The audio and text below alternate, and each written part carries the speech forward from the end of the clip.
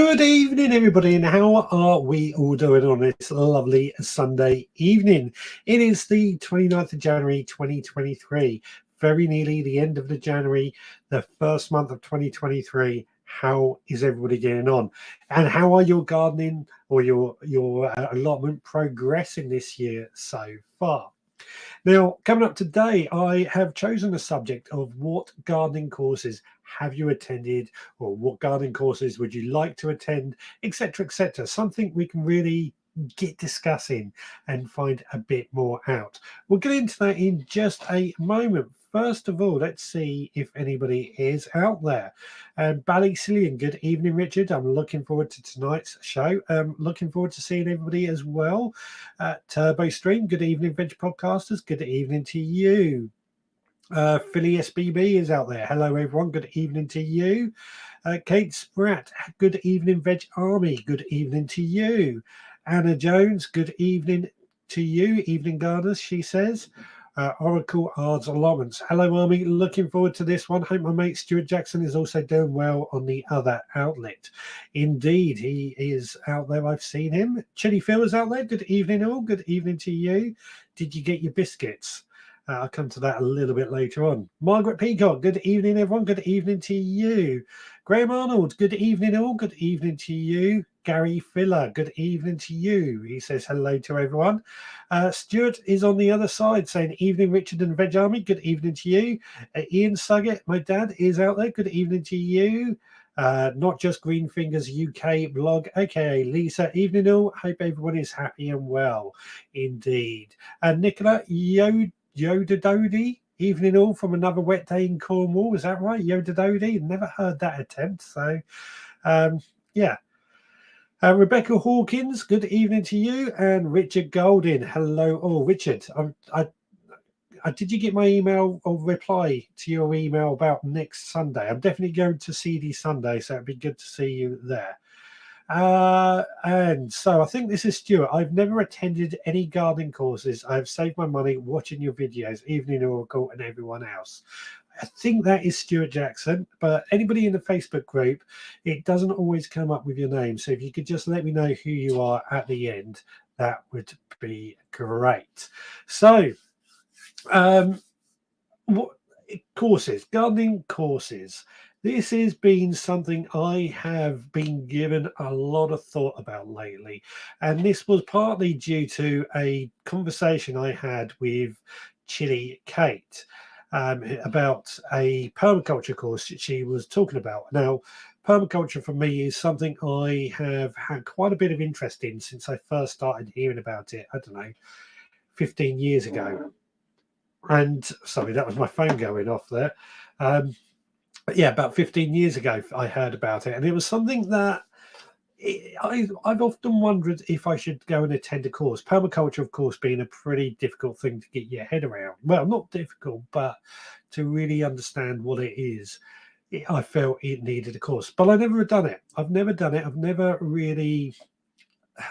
I'll be honest, I'm too tight to spend the money on these sort of courses. So that was one course that I have thought about attending. But I've also wondered about pruning courses.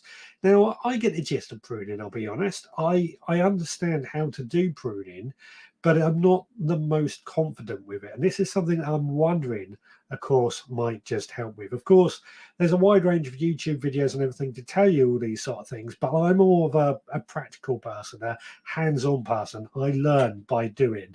I'm not an academic person. I struggle when it comes to writing essays and things. Anybody who's seen any of my blog posts or descriptions, I'm very much like, write the answers. This is one of the reasons I struggled at college, if I'm honest. I write the answers and that's it. And I had it at college, slightly off topic, but you get the point. We had to do all these questionnaires and things, and I always wrote the answer. My tutor said, yeah, you got the right answer. I need more, but I could never understand it. So that's often why I have been put off from doing any courses. So over to you guys. Let me know your thoughts on courses, first of all. Hargrave Guest, evening, everyone. Hope you've all had a good week. Good evening to you. Jenny Hullett is saying, hello, everyone. Good evening to you. Richard Golden is saying, yes, sir. See you there. Fantastic. Looking forward to seeing you there. Idaho Garden Girl, hello, Richard and everyone. Good evening to you. Oracle is saying, Stuart Jackson is a teacher. He could take the course. I'm sure he could, actually. You are very right there. Digwell is out there. Good evening to you. And Nicola is saying, I'm hoping to be at CD Sunday volunteering again. Met you for the first time, Richards, 3 years ago when I was saying about going to the auction to buy the farm. Time flies. I remember that really well, actually, Nicola. So for those that don't know, next Sunday we have got a CD Sunday event in Brighton. And it's basically a large seed swap. It's the largest and oldest seed swap in the UK. I'm going to it. I'll be there pretty much all day. Charles Dowden is actually doing a talk really late on in the day. It's sort of a case he finishes at 4 o'clock, so I've got to finish that and rush home to do next week's show. But Nicola, hope it'd be great to see you there, Richard. Anybody else who's going next Sunday in Brighton, let us know, and we'll see what we can have a bit of a gathering about. So Amanda has joined. Good evening to you. Hope you are well. And Stuart said, Richard, did you get my email about the Q&A? Stuart, I've looked at gardening courses for school, but my boss would never pay the price, as the RHS prices are not cheap. Yeah. Right. So, yes, I got your email. I will reply back later. Gardening courses for school. RHS. I've looked at the RHS prices, and you are right. They are not cheap. They are very expensive. But I spoke to one guy who's a professional gardener, and he did the RHS courses because having RHS course, whatever it may be, looks great on a CV. It looks great when trying to get customers. There's a certain prestige. The RHS is the pinnacle, I guess. If is that the right word? You see it on a gardening credentials, you know it's somebody who, in theory, should know what they're doing. What's the word I'm looking for? You know what I mean? The RHS is very well known within the gardening circles, and they're not cheap. They are a charity, but they are not cheap. Now, Turbo Stream, I haven't been on a garden course. I did look up the price of one of Charles Dowden ones, £195 for one day, which I felt was expensive. It depends on what you get for the money, of course. This has been something I would agree. Would I be happy to spend £195 on a course when most of the information I need to know is available online or on a book? Speaking of Charles Dowden, he's got a new book out for kids, really good. I don't know if it's out. I think it comes out later this week. Really good book. I've been reading it. But yeah, again, £195 for the day. Does that include lunch and dinner? And do you leave with stuff? It's things I've got to ask. Now, Kate is saying, I'm signing up for RHS Level 2 Principles of Plant Growth and Development this week. How much does that cost you, Kate, if you don't mind us asking? Very, very interested in that because it does sound... what's involved as well? Have you looked into what's involved and what we can find or what you're going to learn from it? Turbo Stream says, I did do an online photography course a few years back, which I enjoyed doing over 12 months. Now, photography, great. With you on this. I did a day course once, and I definitely came out a lot more confident, even though I kind of knew what I was being taught. This is what I was saying about being hands-on. I came out from this photography course feeling like, yeah, I knew more about how to use my camera and much more confident. And I'm wondering if that would relate, if I went onto a gardening course, pruning, for example, would I come out of that feeling more confident? I think I would. So let's find out. Oracle says 50 plus years ago, we didn't have courses. We only had books and tried it out and hoping it worked. The internet is brilliant. People like yourself, Ballycillian, Digwell, and Turbo has helped me too. Now, this is where the part of me is like, would I learn anything from a course? And let's say Charles Dowding's. Now, I'm not criticising the price at all. I don't want to criticise the price at all. But could I say £195? I mean, that's quite a few hours work, isn't it, when you think about it? That's probably more than most people earn in a day. To go for a day's course, to learn something that you might already have. But like when I compare it, as TurboStream mentioned, a photography course, I knew everything going into that photography course, but I came out of it so much more confident. Having somebody just to show me, well, yeah, you can do this and it does this and that and so on, came out a lot more confident. So I think there is a lot to be said for these courses, and it's definitely something I'm thinking about. Jenny says, I am attending an online seed collection and sustainability course soon next month. That sounds very interesting. Again, Jenny, what are you going to be learning from that? Obviously, I know you'll find out on the day, but as it's sold, what are you learning from it? How much has it cost you? And what are you getting or going to get out of it? Ian McCragan, I hope I pronounced that right. I always get your surname wrong. Evening, everyone. Good evening to you. What else have we got? Oracle says, I can't wait to Stuart Jackson's Q&A. We start tapping into the man's knowledge.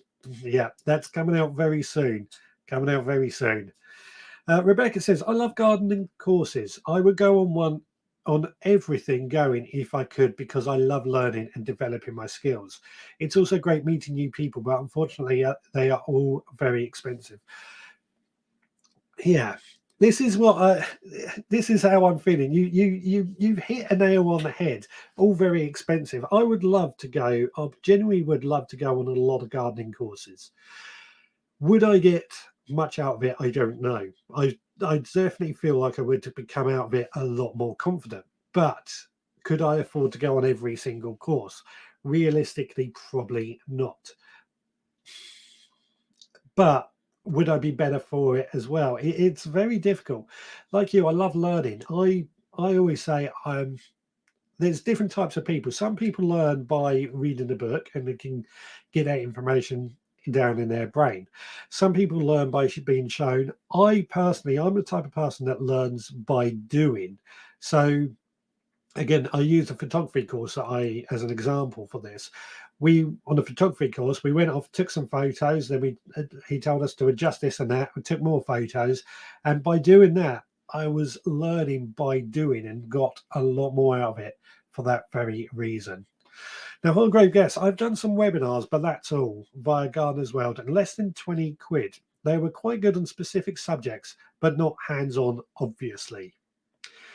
Now, that's also a very, very good question, or a very good point, because on the supporters club, I've mentioned about doing webinars with the system I use. I can do webinars, which is just a chance for us, the people in the supporters club, to have a bit of a chat like this show. But again, I'm very much about being hands-on, because I believe that's the best way to learn, but it's not always feasible. TurboStream, it's a shame my allotment buddy died before I could gain some of his knowledge. 20 years working on my plot. That would have been the best course to go on. Again, I agree with that. It comes down to experience, doesn't it? But sharing that experience is what these courses are intended to do, I guess. Buddy soon said, on my last plot, the council run a course, had no interest, but glad I went. 15 minutes in the room, then he toured the plots, talking to every plot holder, talking about what they were or should be doing. So I had no interest. So at 15 minutes in a room, then just went to every plot. That sounds like quite a good idea for an allotment society, providing you got the right person to be on site to tell you what to, or share their advice. Now, Lisa from Not Just Green Fingers UK blog says, I did the OHS course approximately 15 years ago and loved it.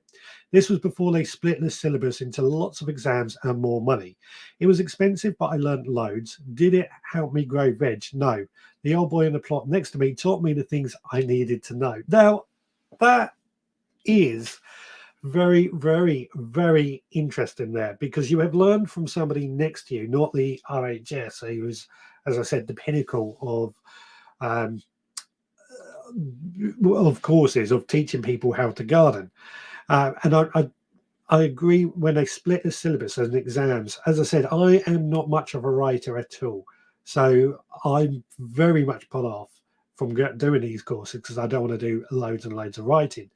But the old boy next to you taught you everything you needed to know. That that really does tell me a lot. Let's quickly go through these comments. So Kate says £495 plus the exam fees, £150, but this could be paid in instalments. They are doing 15% off. I've looked it all up and the topics are all very interesting. Picked through the Horticultural Correspondence College. So that's Kate is doing a course next month. So £495 plus 150, that's 745 quid. It's a lot of money. It's a lot of money, but is it money well spent? Tabby Stream says this community is the best for sharing ideas and experiences on growing food, and the podcast, of course. Well worth my £5 a month to be a supported member. That's very kind of you, Tabby Stream. But I do agree. Again, sharing ideas and sharing experiences is where I feel we have a bit of an advantage, because that's really what we're doing here, sharing our tips and our tricks. And we may not know the science behind it. I've often said I'm no scientist, so I don't know the science behind it. But I know that that plant that might be that tool will in a week's time be that tool because I've given it enough food and enough water and enough light. The flowers then lead to fruit. I couldn't tell you the science behind it, but I know it happens, and I know what I need to do to make it happen so I can produce vegetables. Does that make sense? Does that make sense? I hope it does.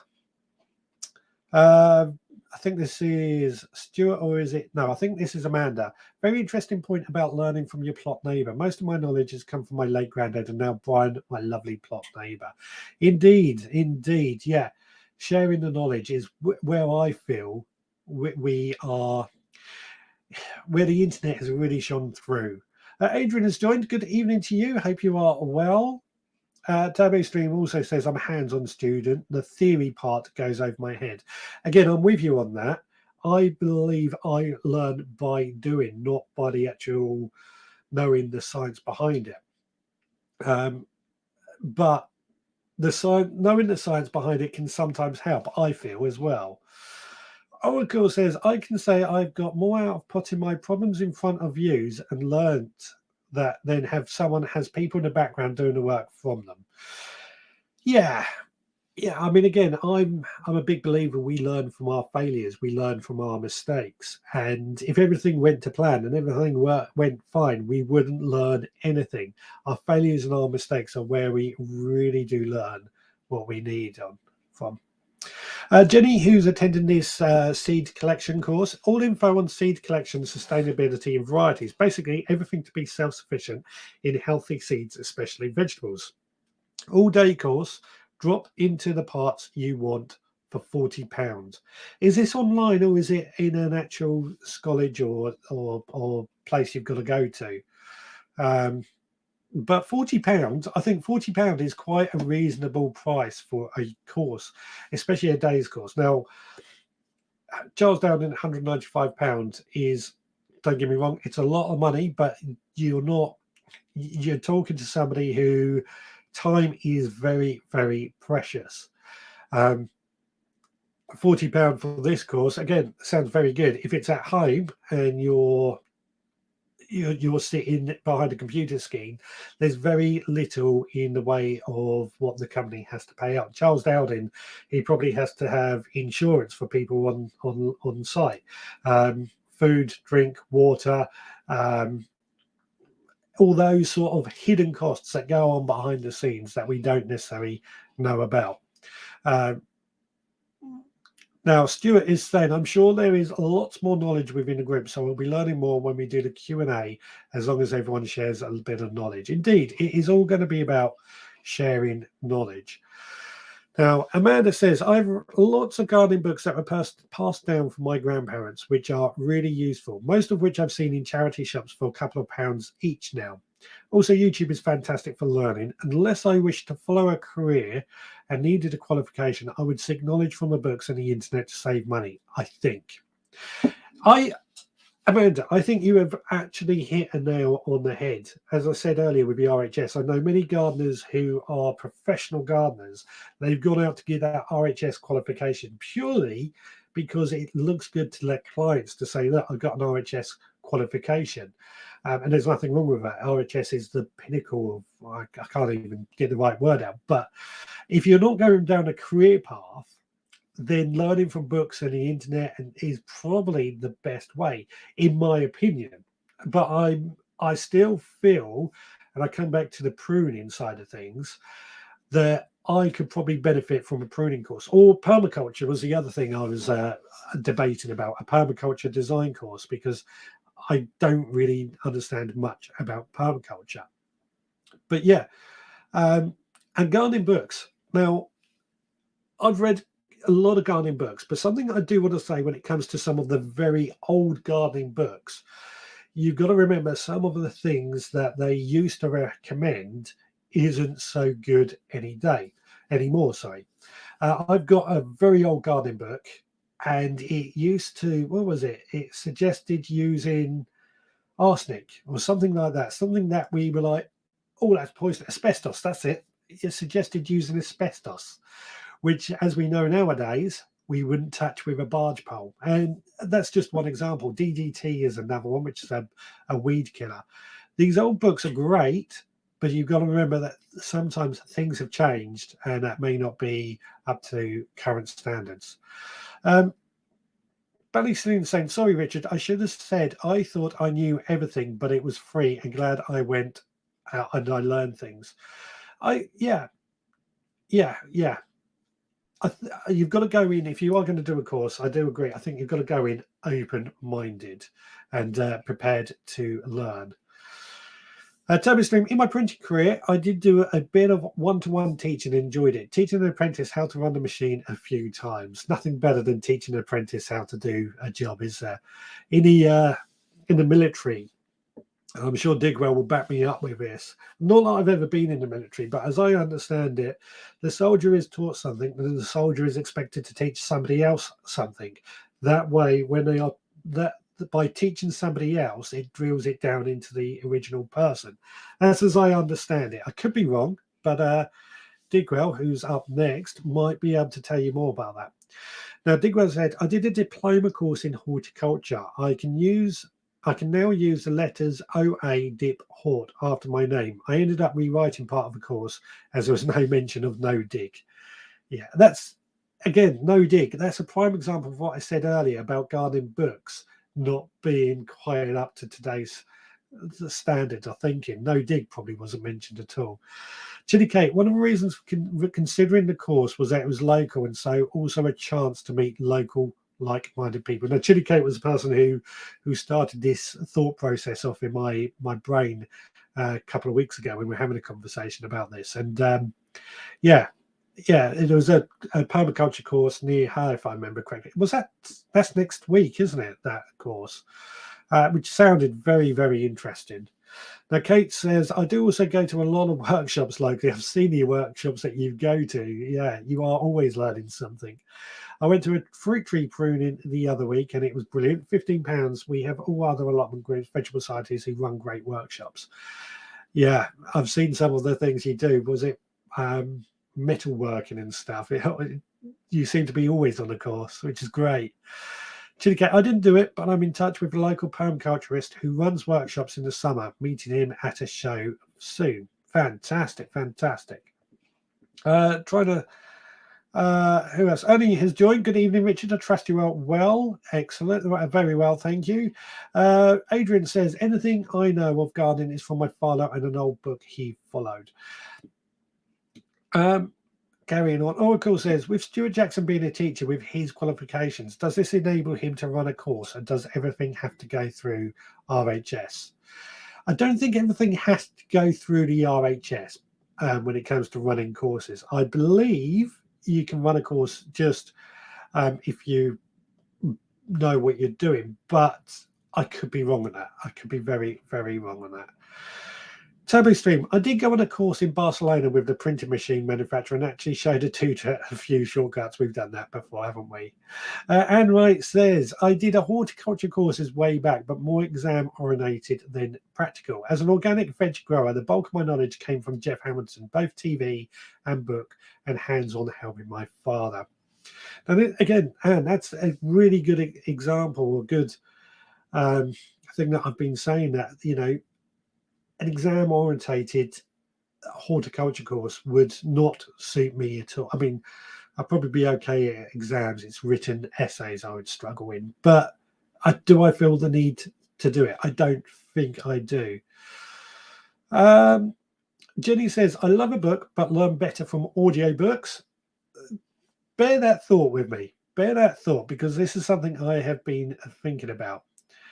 And then Stuart says, I'm very lucky. The person that works with me in forest school is an RHS gardener, so I learn every week. But I've shown her all about no-dig gardening, so sharing knowledge is the best way to learn, and it saves money. Indeed, indeed. Now, it was Jenny who mentioned about the audio courses, and another Jenny who... Garden Adventures with Jenny. Haven't seen her tonight. She actually went out this week. You remember I set some a mission for this last week to try and see if there's any courses that you would be happy to do or pay for. She went out and she came up with a huge list of, I think these are YouTubers that tend to do a lot of gardening courses. So Hugh Richards at theabundanceacademy.co.uk. So you got one free audio course for a beginner's guide, and then a £5 one for hotbed gardening, and then some others from £30 from fermentation to productive planting techniques. Charles Dowding, we've mentioned him, online courses from £95 to £150, or an in-person workshop, £195. Liz Zorab from By the Farm, I hope I've pronounced that surname correctly, in-person £45, £95, that's skills propagation willow workshop. Beth Chateau, practical gardening course. I think this is a 12-week course, £425. I'm not sure if that's online or in person. Create Academy course, £127. Free classes to newsletter members, but £127 course on exceptional produce. RHS Harlow Car, £66 on-site gardening course. RHS, of course, have lots of courses to find. Great Dixter, foraging in regenerative ways, £60. Botanical Garden of Wales has courses, but again, hard to find and in range of prices.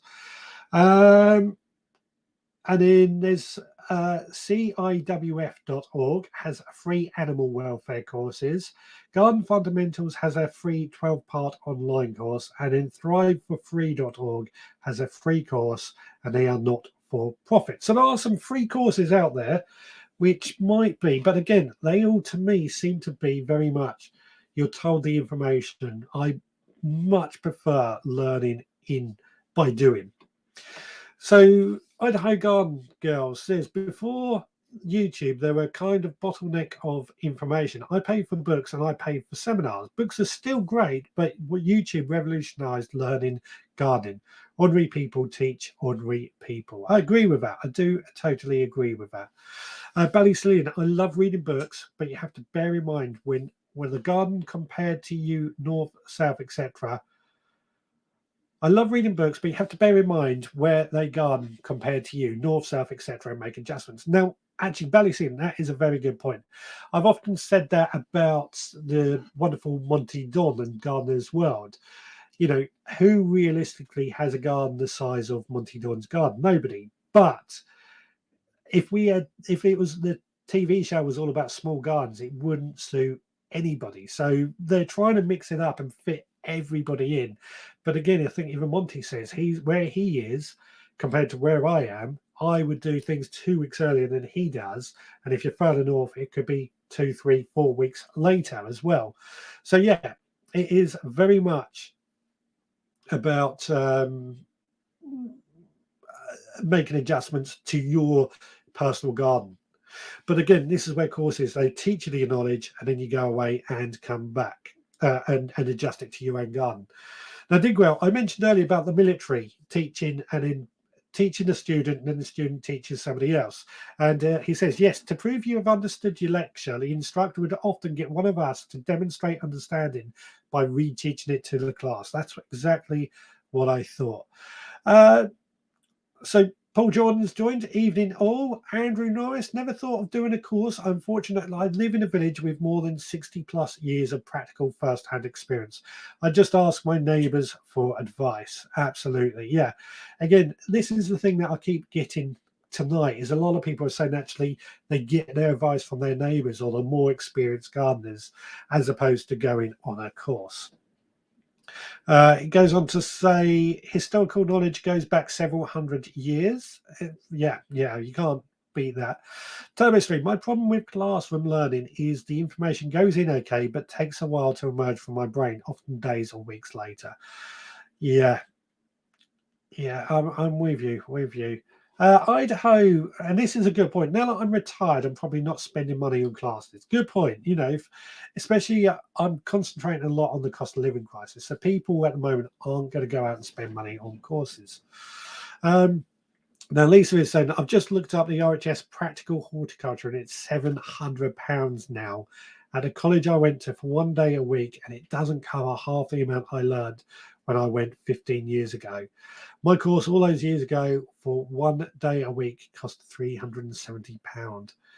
Inflation, you know, that word we keep hearing so much. Things do go up in price, but the knowledge is still being shared. Now, Stuart says, what would most people pay for a full day course? My first school courses cost around £1,200 for both. But that was 20 years ago. I would love to teach more children, but I only work 3.5 days a week. I do get the children to peer teach to help speed the lesson up, says Stuart. Excellent. Yeah. How much would most people be prepared to pay for a course? It's a very, very good question. And it's something I've often debated or been debating myself. I am the type of person that doesn't want to spend money on things I feel I don't need to spend money on. Courses being one of those prime examples. So, day course, £100 would probably be the top that I would want to pay for it, depending, of course, what the course is about and what I get out of it. £100, I would say. Turbo Street, Ballysilly raises a good point about location. The climate in Birmingham is completely different to Littlehampton and completely different to Northern Ireland. Yeah, I do agree with that. But that is where you get the knowledge from a course. You go to your own plot and you use that knowledge in your own place to develop it and adjust to your own circumstances. Stuart says, looks like you could start a new business with teaching these courses. If you're a teacher, you never know. Until recently, most of USA gardening books were written by people who live in the eastern half of the country. Totally different growing conditions to one of the biggest, they get rain. Funny enough, when I started the Veg Grower podcast, which will be 10 years in June, July time, we're coming up to our 10-year anniversary of the Veg Grower podcast, believe it or not. One of the reasons that I started it, at the time, there was very, very few UK-based podcasts. In fact, I could count there was Gardener's World. No, sorry, not Gardener's World. Gardener's Question Time, the RHS, the guy in Ireland, who I forget his name, and The Guardian did the odd one. There was 4 UK-based gardening podcasts. So I started a Veg Grower podcast amongst that lot. But the ones I was listening to were from the States, and there were some very, very good ones. One of them, he, not necessarily gardening, but he podcast every single day for about an hour and a half, 2 hours. It was some real intense podcasting going on, and that's where I heard about permaculture. And one of the things that I did with the podcast when I started it, going back to what was bringing me onto this, is that I wanted to bring it to the UK base to be more relevant. So things like what the US would call courgettes, we call them courgettes, and you guys call them zucchinis. Little things like that, and differences in temperature and weather, etc., etc. It's what I wanted to bring over from into my podcast, away from the US podcasts. But the guy I used to listen to, I forget what it was called now, but he used to run not so much courses, but they were like work with days. So people would pay him a certain amount of money. I can't remember how much money it was. It was under. I can't remember. I can't remember how much it was. But people would basically come to his for a weekend, and it could be like they were planting trees or they were doing seed workshop and stuff. But it wasn't a course, it was you're working with, and he would feed them, he would make sure they had drinks, and they would leave with some of the plants that they were planting, as well as this podcaster get work done on his property, which I thought that was actually quite a good idea as a way of people learning by gardening alongside people. What do you think on that? Alison O'Brien has joined. Good evening to you. And Turbo Stream, I doubt I would travel far to attend a course. I think it would have to be local for me to attend. Petrol and everything has to be taken into consideration. Stuart Jackson charging too much. That's why he's only on 3.5 days. Yeah, he's joking. Yeah.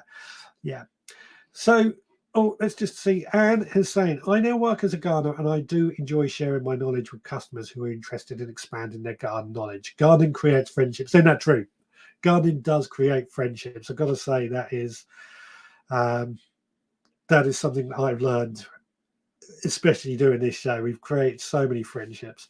Anna Jones, was the Irish one the Sod Show? That was it. Yes, the Sod Show? Yes, I'm pretty sure it was. It was I can think of his name. He rang me when I did the 24-hour live stream with Lee, and I can picture him. I just can't think of his name. But yeah, the Sod Show, that was it. Right. First of all, I've got a few videos to get through today, actually. But first of all, what should we do first? I tell you what, we're going to show. Kate has been helping out at a local potato day. We spoke about potatoes a couple of weeks, and she sent us this little video last night of it being set up.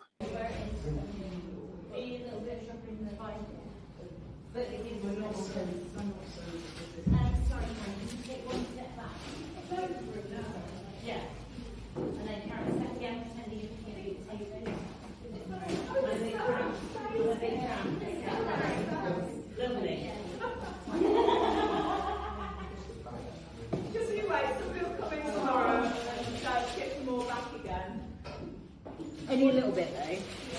Right, ready? We're not going to catch a bag. Yeah, well, it might do.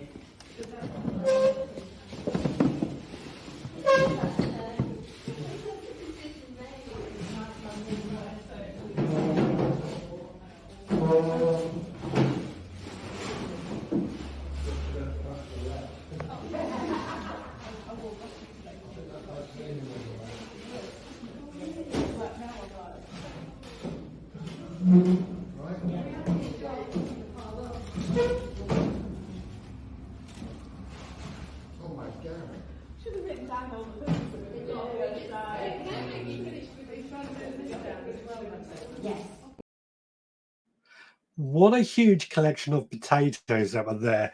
Gotta say, absolutely loads and loads of different potatoes. Some varieties I've never heard of.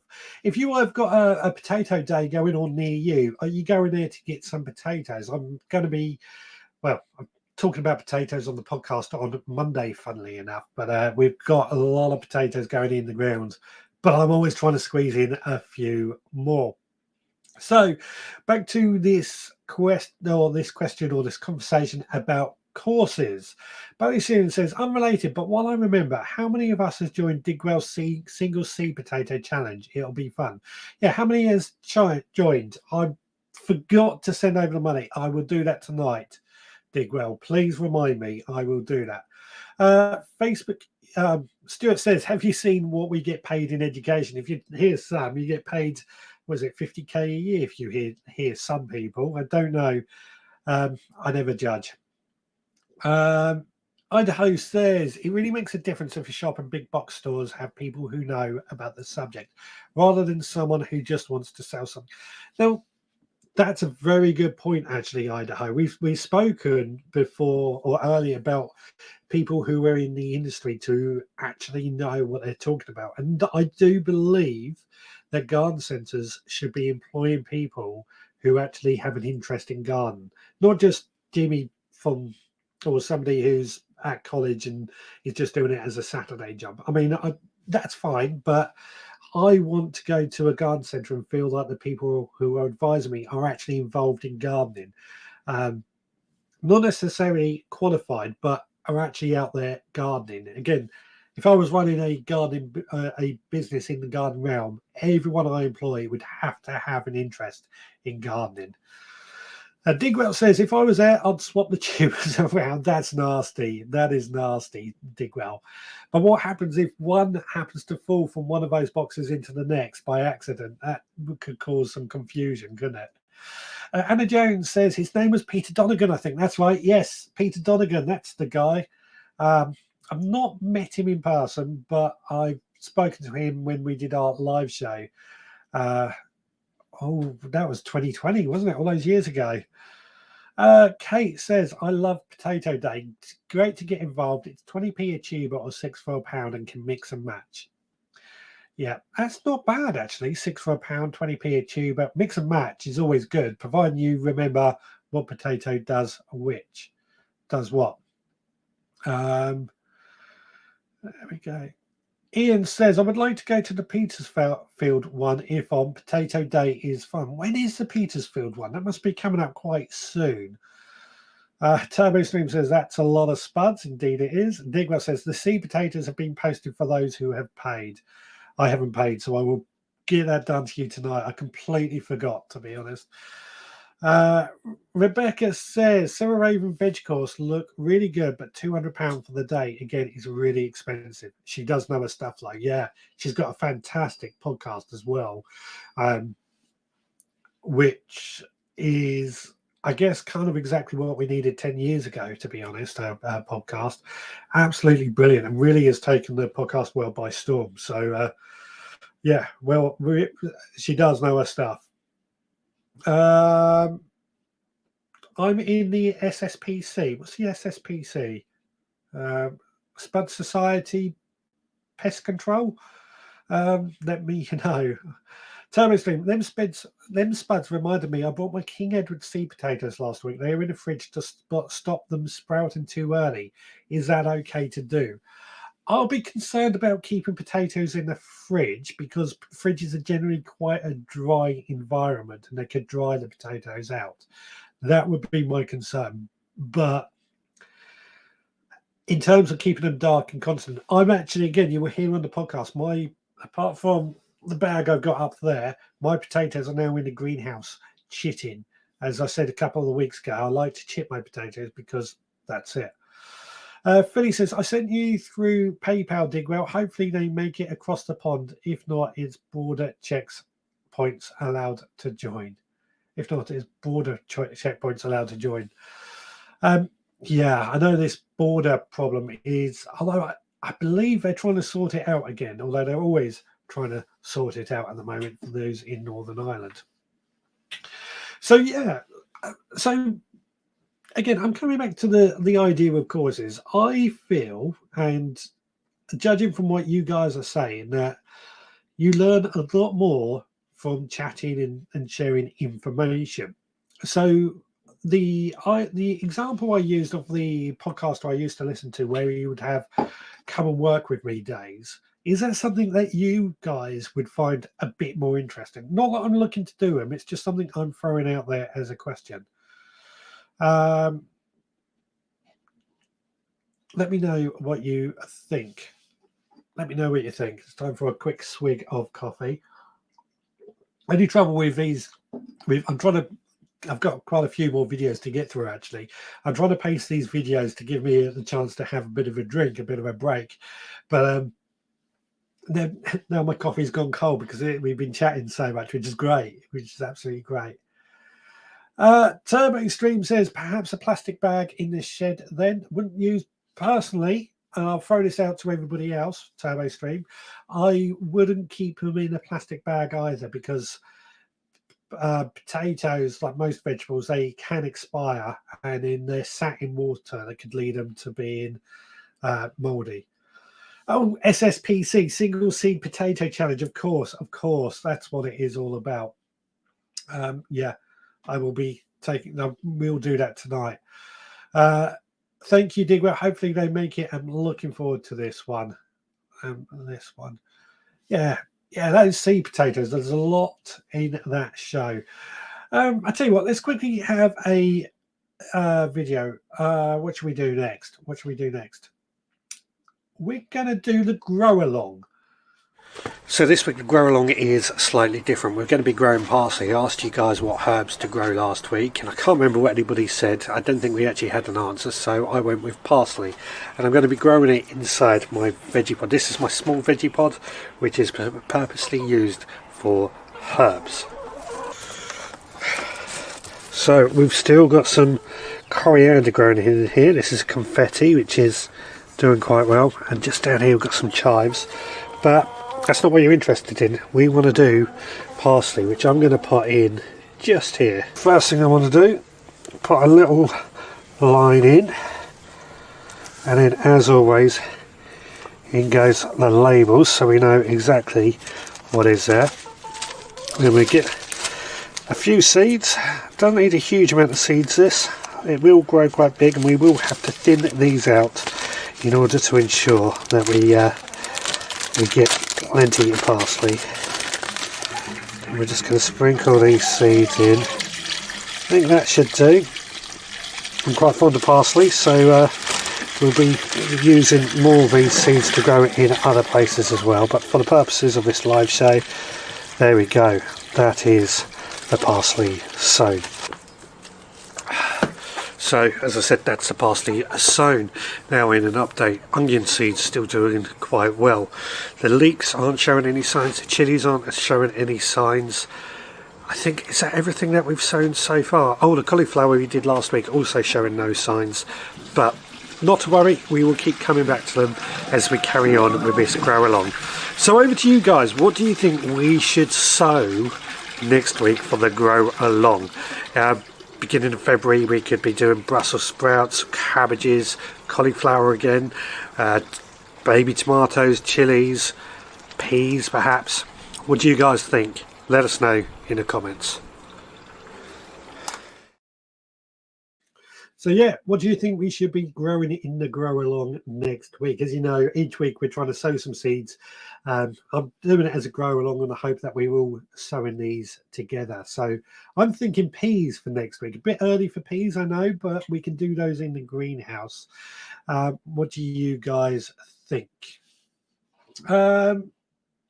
Idaho says, not that I could come to the UK for a work day, but I think it could be successful.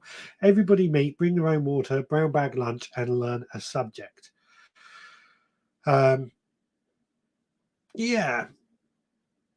I mean, I think it's probably going to be better than a course, as more as like a get together and something like that. So yeah, thank you, Idaho. I thought that might be better.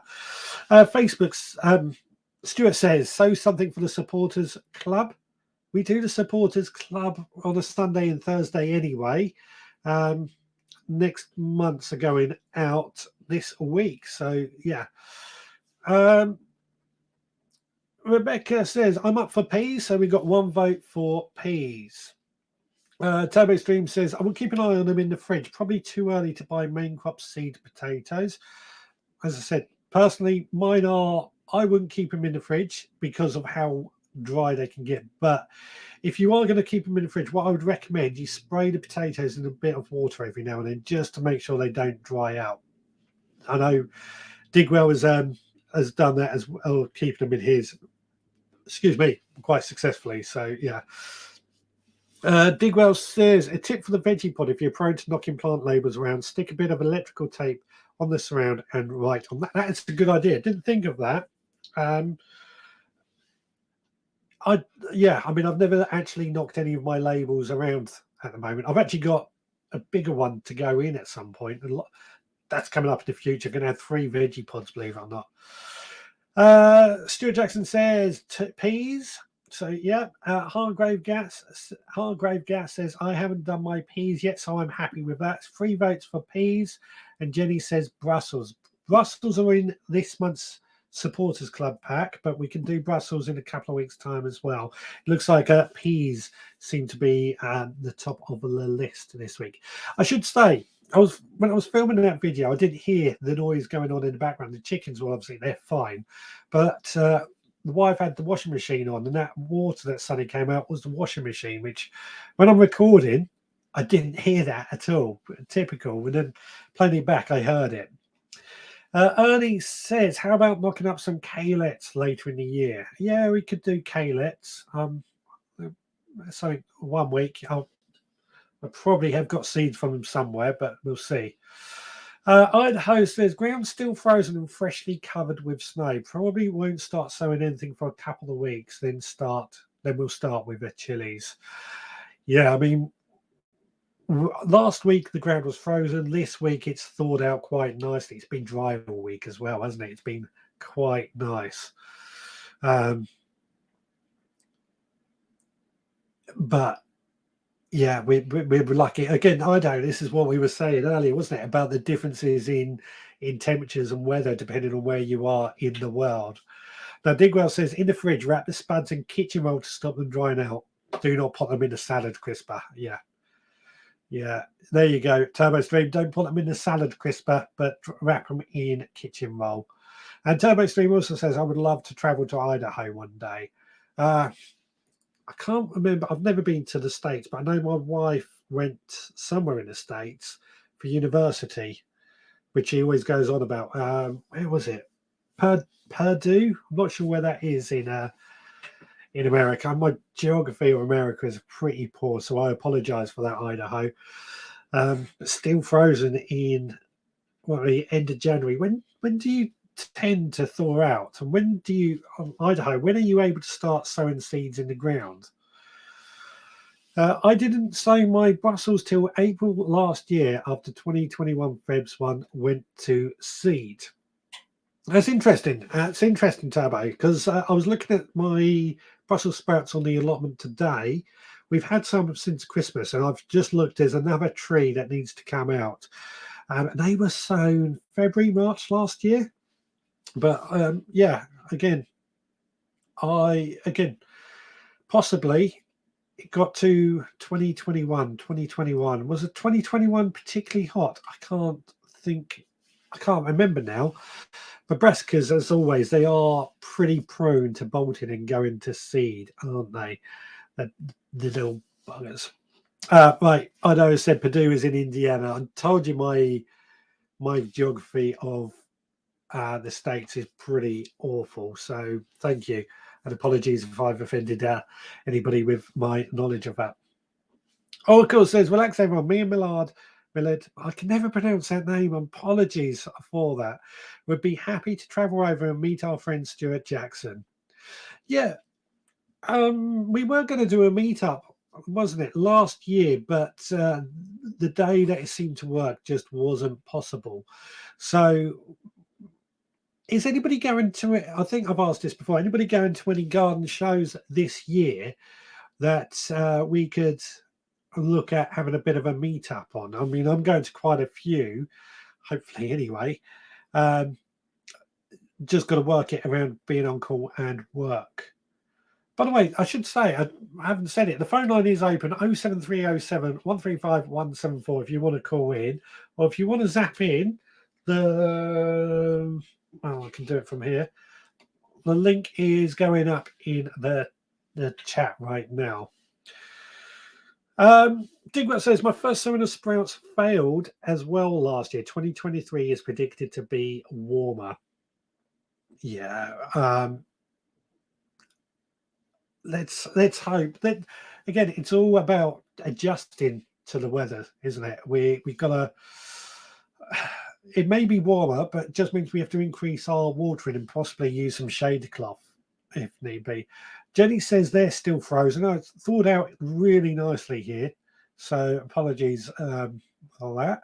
Digwell says he's going to Malvern Spring on the Sunday. Definitely can't do the Sunday for that one, obviously, because I've got to do this on the evening. But Malvern, is that May? I think we're looking into that. Chili Cake Bewley, hopefully. If I go to Bewley, it'll be on the Friday because I'm on call that weekend. I probably will be definitely going to that one. That's Gardener's World Spring, 29th of April. I remember that because it's, but yeah, I'll be there on the Friday if that's any use.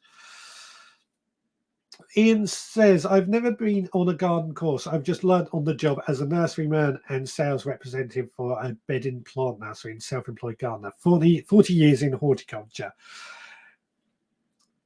So this is this is going back to the garden course. You've got the experience, and I'd use an example. As you know, my job is a refrigeration engineer. My dad, until he retired a couple of years ago, also a refrigeration engineer. On paper, I was more qualified than Dad was, but he had 40 years experience on me. So in some ways, the qualifications don't mean anything compared to qualification experience. Cool says, don't worry, Richard, I would tell you what I call her, only she listens. Yeah, I'll keep that quiet, Digwell. Digwell is going to BBC Garden as well. This is on the Thursday. That's the one in Birmingham, I'm assuming. Probably going out on a Thursday. Working it out at the moment. Malvern Autumn on the Sunday. Yeah, that's another one we might go to. Don't forget to ask. Oh, yeah, don't forget. Thank you, Stuart. If you are enjoying the show, give us a like, give us a thumbs up, give us a follow, a subscribe, or whatever it may be. And don't forget to click the notification so that you know when we go live. What we got? Turbo Stream. I say parsnips in April too. March one takes ages to germinate. Broad beans so direct in mid-March too. My field beans mostly died this winter too. So did mine. Funny enough. Chili Cake Friday for me too. Francis Tophill there that day. Yep. Well, I'll see you on the Friday then. What we got? Rebecca, I'm going to Gardener's World live on the Thursday. Really hope to see you. I really missed seeing you there on Thursday last year, but yeah, look, we'll be there on the Thursday. That's going to be another one we can do. Aaron Wright, Stansted House Garden Fair in Hampshire. That's just down the road from me. I think I looked into that last year, but I couldn't make it for some reason. Yeah. Jen's Garden Adventures. Sorry I'm late. Lovely to see you, Jen. She did all the homework for me this week, so thank you so much for that. Turbo Stream, I'm coming to East Sussex early summer. I intend to pass through Littlehampton tue. Want to go to Gorham by Sea to see my granddad's house I remember as a child. Let us know when you're coming down, Ian. Let us know when you're coming down, Adrian. We'll meet up for coffee or so. Ian says, I think if you have a love of what you do, you will learn it as you go or just look it up. What is interesting to you. I agree. I do agree. Yeah. This is going back to the courses, of course. If you are interested and you have a love of it, you're going to find the information out and learn. So, yeah, keep letting us know what shows you're going to be attending this year and what days you're there. Let's do the photo videos. Let's get those out. Which one is it? That one. Welcome back to another time to look at your photos. These are, of course, photos that you've sent in to me either via email, posted in our Facebook group, or contacted me through social media. So let's get into it, shall we? First of all, Stephen Ticehurst is sat on his allotment after a busy day, relaxing with a nice cup of coffee. As you can see, his allotment is certainly starting to look like it's ready for the growing season, with lots of weeds cleared and the soil tended to. In fact, if you look at this photo here, you will see that his raspberry bed has had a lot of attention Raspberry pruned, weeds removed, soil turned over, ready to get growing. Great to see, isn't it? Now added to that, he has also sown some leeks which have germinated on his windowsill. Again, they look absolutely fantastic, and it's a good sign that the growing season is well upon us.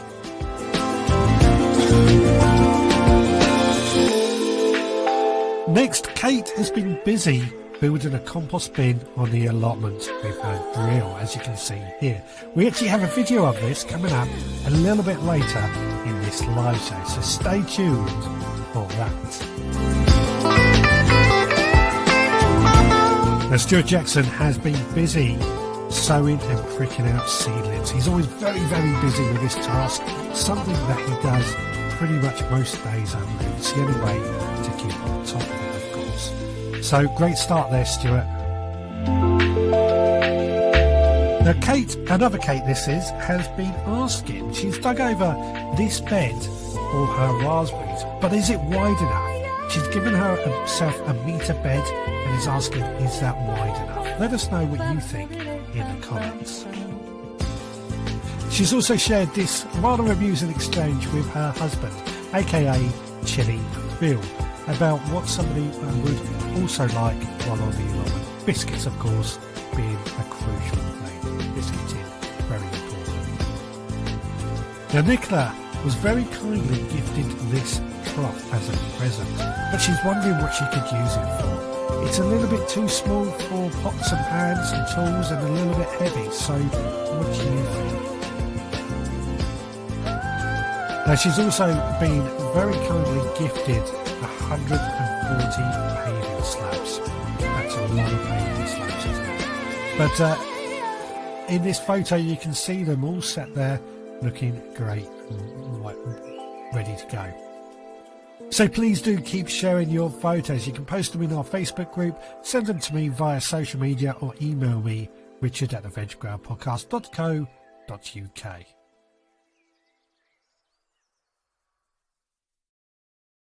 Great photos there. Absolutely brilliant photos. Please do keep posting and sharing them. They really are absolutely interesting to see.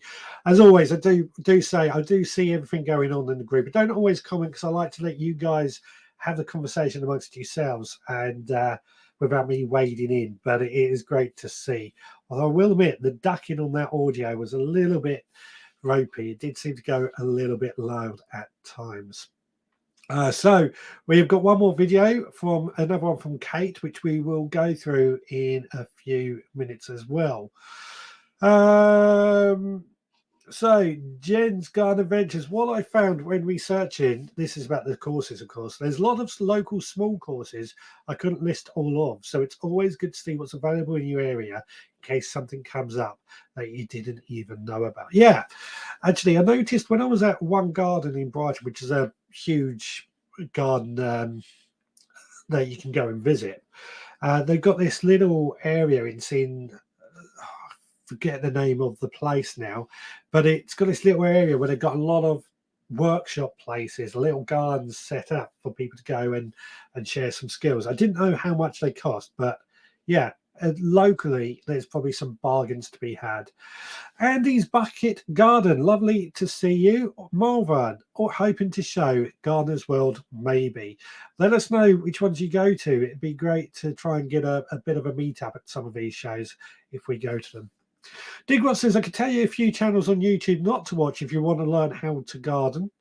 A few channels not to watch if you want to learn how to garden. A good one to not watch if you want to learn how to garden would, of course, be a channel dedicated to Minecraft. I don't think there's much gardening going on in Minecraft, so don't watch that if you want to learn gardening.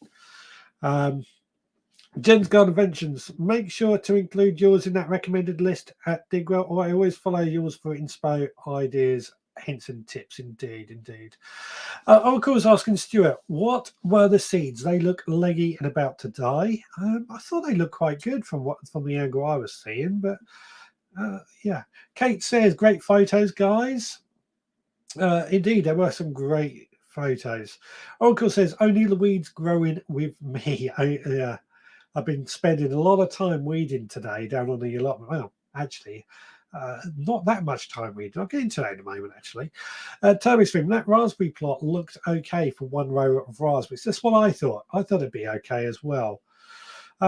Ian says, I would plant the trug up with herbs. That's a good idea. Yeah, I also thought that as well. Turbo Stream, I only managed one short visit to my plot this week. My neck is nearly mended, so hopefully I can get down and do a few jobs again. Yeah, and Rebecca says, totally agree. I love watching Digwell's channel. It's great. Yes, indeed, indeed. Those plants were chives, dill, and peppers, says Stuart. So there we go. Yeah. So what have I been up to this weekend? I know some of you are going to hear more about this on the podcast tomorrow and on the Supporters Club podcast out this evening. I went to the allotment yesterday, and you know my apple tree that was sort of going over and over like that? Well, I managed to get that back upright and stake it into place, which I thought was going to be a real pain to get upright, but luckily it just went really easily.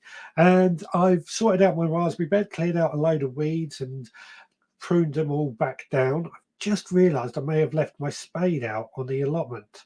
I'm going to have to go down there on the way to work tomorrow and make sure I've put stuff away, because that'd be annoying if I've not put them away.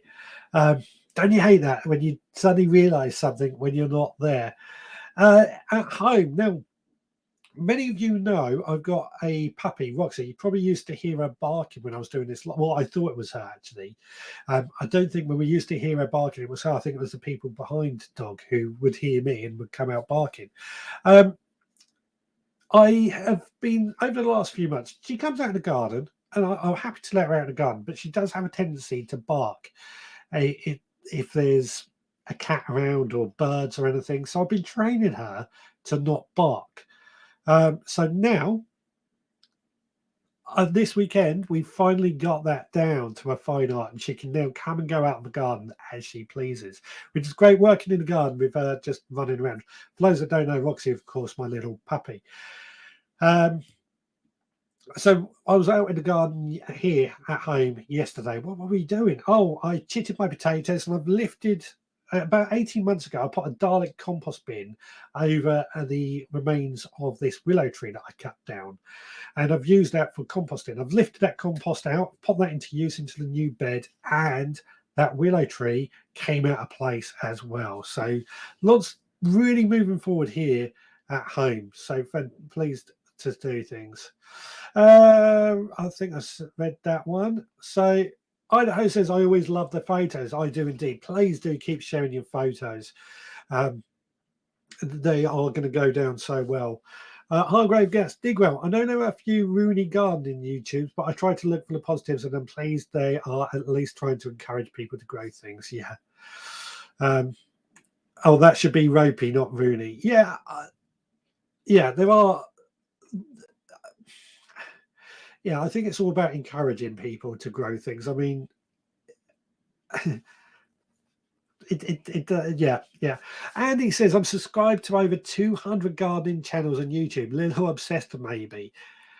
Do you get to sit down and watch all 200 channels? Is my next question to that. I only ask that because I barely have the time to sit down and find.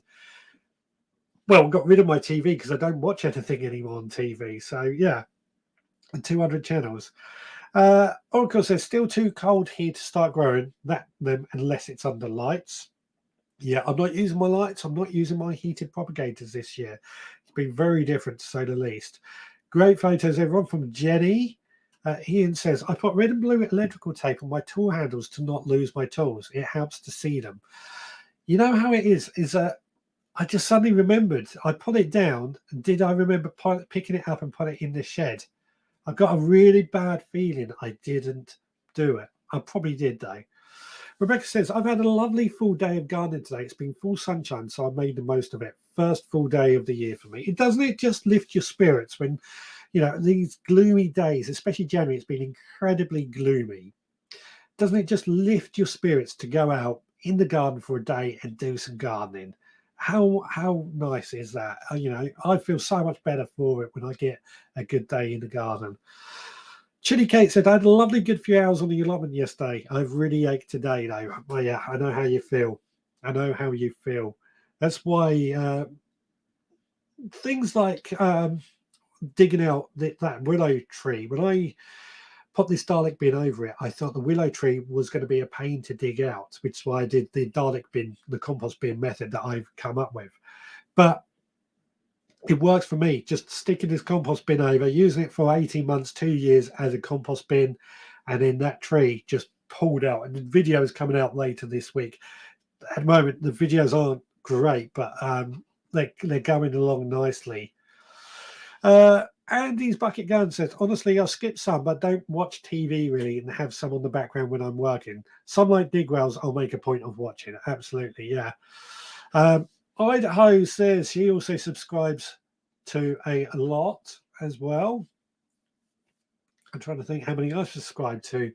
I don't really keep track. Turbo Stream says, I only watch YouTube as no TV license, but I do need to cut down on the amount I view on it.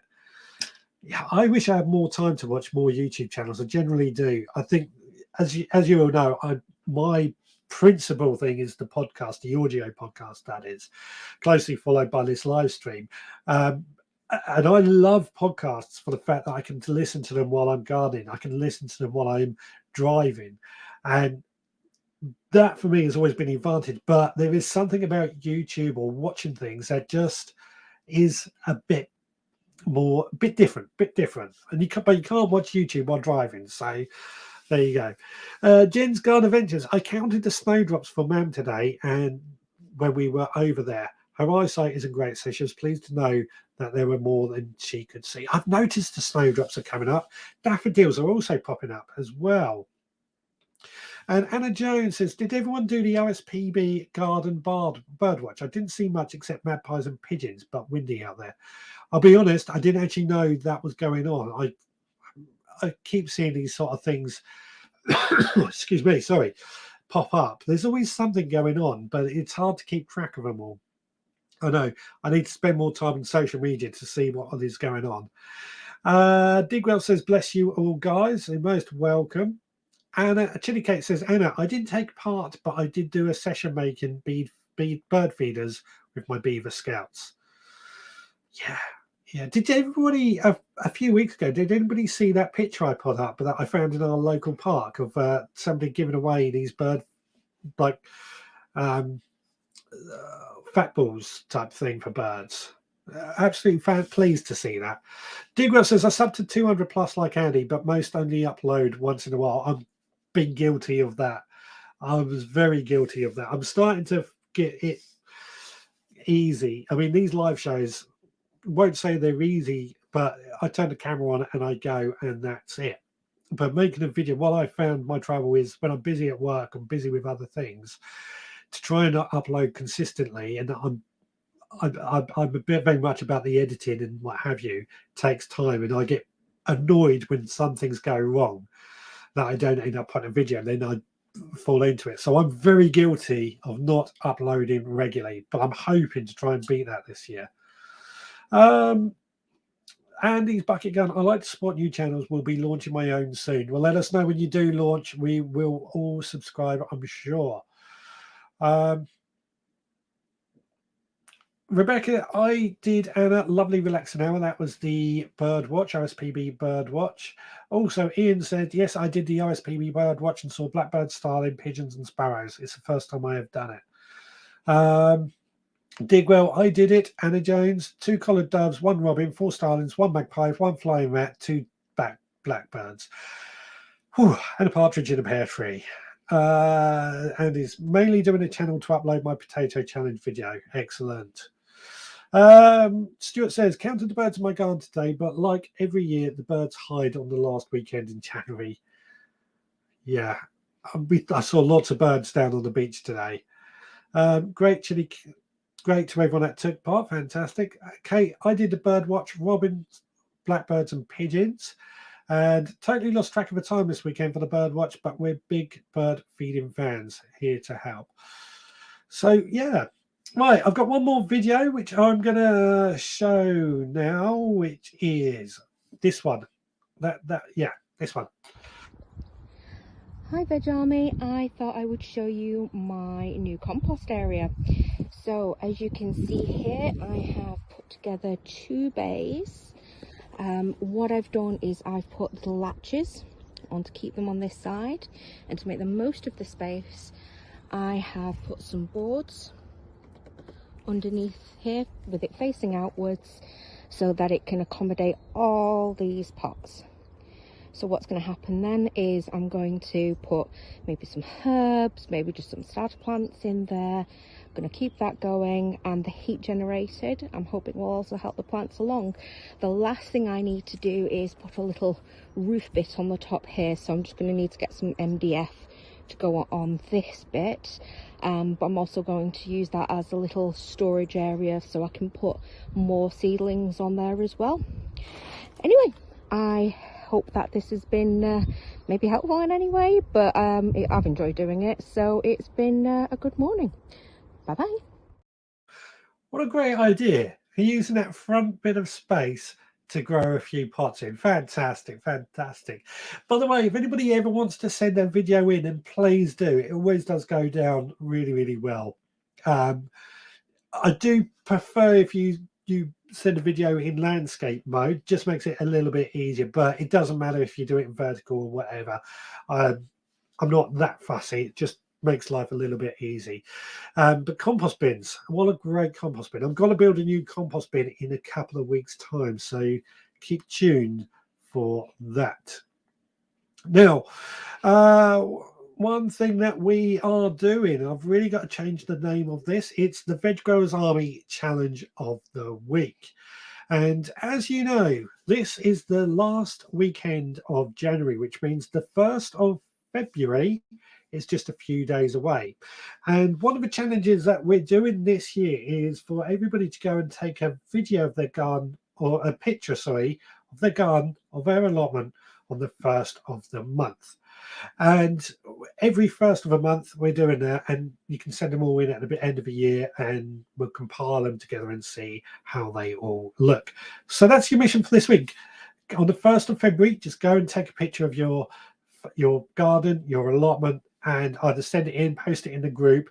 I am going to be very pushed on time to put all the videos together next weekend, but if you can, I'll probably make the photo video on the Saturday, to be honest. So anything posted on the Sunday may not get into the show, just to warn you. But that is the mission for this week.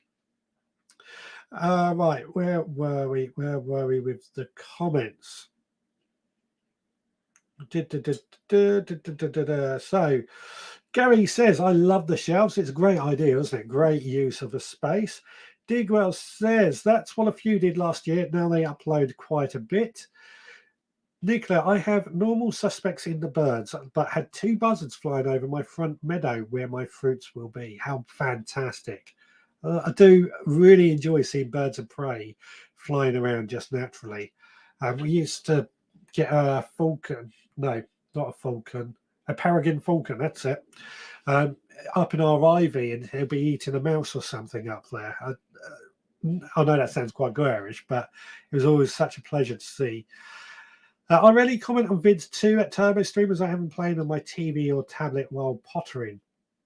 I can't potter while watching something. I've got to watch. It's got to have my dedicated attention. Rebecca says, I had loads of blue tits, a couple of bullfinch, magpies and blackbirds, but lost all our starlings this year. We have a jay, but not seen him today for the watch.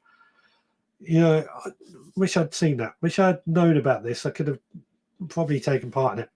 Jen says, that's a fab compost idea for Kate. Ian says, Kate, you need some shark fin melons in that compost bin. Ian, just you wait. Just you wait. Jen, could chuck herbs in there. I think I do like the idea. I mean, I do grow pumpkins in my compost bins always. So any more plants that we can grow is only going to be better. But listen, great use of space. Wouldn't learn that on the course. Bring it back to the main topic. Stream, I have compost bin envy now. As I said, I've got to redo my compost bins as well. So take an inspiration there. Idaho Garden Girl, that's a very creative idea. Yeah, very creative. And Kate does say thank you, as it was hers. Jenny says, well, that's a great compost bay area. Fantastic, fantastic. You never used to see a buzzard 25 years ago. Now they are everywhere. I know when one is passing from the noise of the crows attacking it. So it's interesting. I just saw Chilly Phil. We had a heron in our garden recently, having a snack from our pond. It's interesting. We took Roxy, well, we went up to a garden centre yesterday actually to get the stands for the veggie pod. And on our drive up there, we did see a heron in a field to the side of a road. Anyway, we then took Roxy, after we'd been to the garden centre, met up with my brother, we then took a walk. And I kid you not, we saw two stalks in this field near where we were walking. Now, I know in the UK, I believe it's quite rare to see stalks, but a place sort of near us, up the A24, they actually have stalks that were breeding a few years ago. And I think that's where they came from, because we weren't that far from where these stalks are known to be. But yeah, what a fantastic bird to see, storks. I've never seen storks before, so that was really quite amusing for me. Toby Stream, we have too many cats around my house, so only the very brave birds come into the garden. Try having a dog. If a bird comes into a garden or sits on the hedge, my dog used to, I've trained it out of her now, but she would bark at them. They sat on the fence or something, and she would bark at them until they moved. Quite often the birds would just sort of stand there and she would bark at them and from the ground, and the birds would just not move, which is always amusing. Andy's bucket gun, mainly magpies and seagulls by me, occasional crows. Had a parrot in the garden once. Yeah, we've had parrots in our garden as well, or parakeet. It was when we were on furlough, and I was chatting to the wife, and I just saw this green thing go by the window, and I said, that's a parrot. That's a parakeet. It's really not unusual. We've got seagulls as well, obviously being near the sea. But yeah, parakeet, very, very amusing to see. Chili Kate, once the raspberries are in, moving rhubarb is next, ready to put in the compost bin. Thank you for the inspiration. You are welcome. Rebecca, wow, stalks, that's amazing. Yeah, I'll tell you what, it was absolutely amazing to see these birds. I mean, they were stood on the ground, they weren't flying, but I mean, herons we see all over the place here. Stalks, there's something else. I prefer flora. It took me a minute there. Gotcha. Ernie says, living in the countryside, we have so many varieties of birds in our garden. One of my favourites is the long-tailed tit. I call them badgers with wings. So cute. Yeah, Chili Field. A heron and an egret live by the river opposite our house, running through the fields. First time we've had a garden visit, though. Yeah, there's probably not much food for them at the moment, so they're probably looking for probably goldfish or something. You know, they are. A lot of people near us actually have had to try and keep the herons off their ponds because they eat their fish, of course. Turbostream, I occasionally see two birds of prey flying overhead. I assume they live in a cemetery nearby. Yeah. I love birds of prey. Absolutely love birds of prey. The robin chases other birds away. He's feisty. Robins can be really territorial. I used to have one in our garden. When I had my hot tub, he used to come up and sit on the side of my hot tub while I was in the hot tub. He used to be my little mate, but I haven't seen him for a while. I'm a bit worried about him. Jen's Garden Adventure storks are popular down by you, Rich. They've been recorded flying between your area, the Isle of Wight, any marsh area in your locale. I believe it was recorded on Springwatch last year. Yeah, it's the storks that were breeding were actually up at Nep Castle, which is between me and Horsham, not that far away. And that's where we were walking yesterday, and where we saw the storks. So yeah, it's really, really, really cool to see. Last year, I couldn't see any birds from my bird watch. Then a buzzard took off from behind my veg patch in my garden. I think it was trying to catch my voles. I mean, to be honest, if I look at my garden at any time, I can see 3 chickens and a quail. So I'm never short on birds in my garden as it is. So we've got about 5 minutes to go. I've got a few more comments to get through, which I'll get through in a second. But next week, as I said, I will be at CD Sunday. So hopefully, if the traffic is on my side, I will be able to get home and get into this show in plenty of time. But if I'm a little bit late, don't worry, I will get the show going as soon as I can. I will do all my preparation beforehand, but if I am late, it is purely down to traffic. By the way, I've got 2 hours, so it should be okay, but you never know with traffic. But what I want to discuss next week is, it's a bit of a difficult one to try and work it out. A couple of years ago we tried doing a seed swap. It didn't quite work, but I want to next week. I want to find out if you have any seeds that you would happily swap and what you would want to swap them with, and that sort of thing. So we'll call it like an imaginary seed swap. Does that make sense? Hopefully I'm explaining it well. Turbo Stream, plenty of seagulls and Canada geese down the road in the old village pond too. Jenny says we have a heron and egret near us. Stuart says plot pictures. I would try and remember. We had a roe deer in our garden today. Hopefully it didn't eat the broad beans. Broad beans, yeah, and roe deer. Yeah, I don't miss struggling with a deer. Rebecca says I always find it amazing when I see seagulls. They're bloody massive. You never see anywhere. I live right in the middle of the country. Seagulls are big birds. Really, yeah, I know exactly what you mean. We had one in our old house sat right outside the door, and I mean, it would move, but it was a big bird. They're probably bigger than a chicken, I would say. Jen's Garden Adventures. Mother-in-law complains there's no rhubarb this year as I gave up the plot, so I better buy some corns for the garden quick, sharp. Yep, gotta love rhubarb. There's always plenty of it. I never run out of rhubarb. It's one of my favourite. Nicholas says, hope to see you there next week. Arnie, we have long-tailed tits. I love them, but they are very loud. I've not really seen them. I'll be honest, I don't really know many of the smaller birds, but I see them all over the place. Rebecca says, please don't be rushing about for us. I'm not rushing about. I love doing this. I really do love doing this. I look forward to it every Sunday, sitting down and doing this.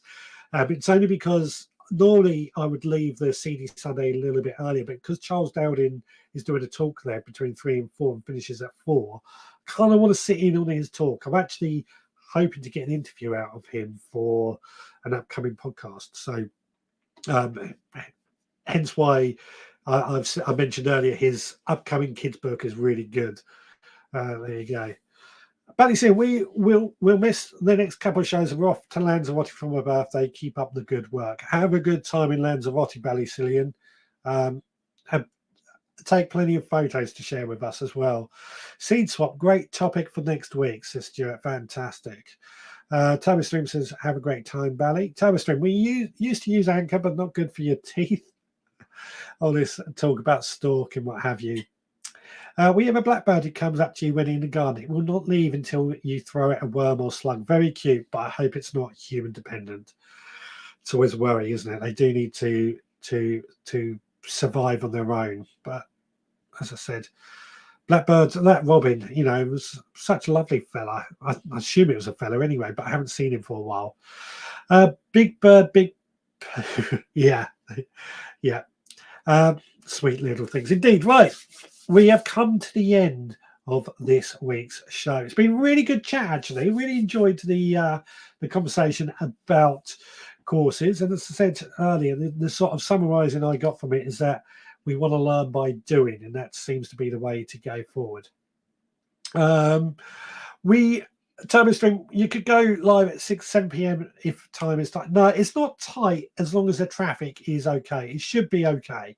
It doesn't generally take 6 hours to cover, 15 miles. 2 hours to cover 15 miles, usually. But it did take me 4 hours the other day, but that's a whole nother story. Anyway, next Sunday, 6 o'clock, provided everything goes to plan, and it should do, fingers crossed, we'll go live and the seeds swap. I cannot see. Andy is saying, cheers, Rich, everyone, and see you next week. Rebecca says, thanks, really enjoyed it tonight. I'll get my homework done early, promise. That'd be great. So, yeah, back again next Sunday at 6 p.m. talking about what seeds you would swap and what you would want to swap them for. We'll do it again next Sunday. I haven't set myself up, so I'm trying to talk at the same time. So until next Sunday, please take care. And if you watch CD Sunday, please do come up and say hello. You'll see me walking around, leave me on my side. And I'll see you then. Take care, guys. All the best.